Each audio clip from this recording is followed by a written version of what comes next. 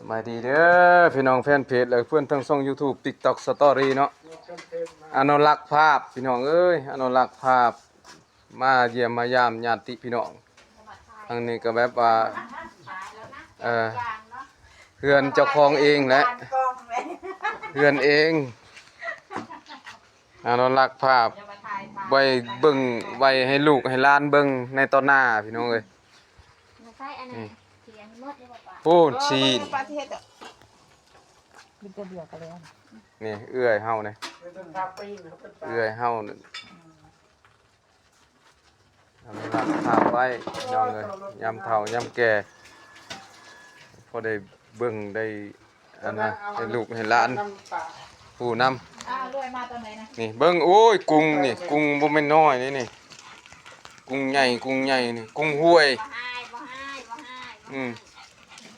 กุ้งห้วยเด้อเนี่ยน่ะนี่ทั้งมือเลยบ่กุ้งอยู่ในหนองเลี้ยงอยู่หนองก็ไปถ่ายหนองเสร็จกุ้งเลี้ยง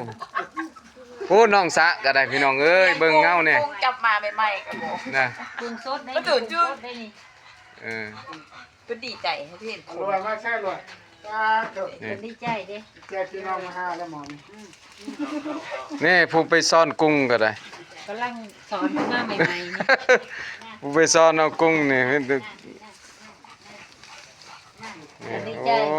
นี่มาเด้อผู้ใดอยากผู้ใดมักกุ้งใหญ่พี่น้องเอ้ยกินนี่นะใกล้ซีนนี่เจ้าสิปิ้งซื่อๆติปีนี้น่ะมันปีท้ายของปี2025พี่น้องเอ้ยนะคะ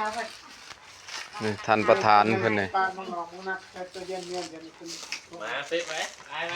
เอาสิเฮ็ดเจียวเพียงอนุรักษ์ภาพไว้สำลูกสำหลานพอได้เบิ่งได้ชมแต่ละปีสำนี้ปีหน้าพัฒนามาอีกด็อกเตอร์ใหญ่โน่นไปไทยมังหุงก็มักบวช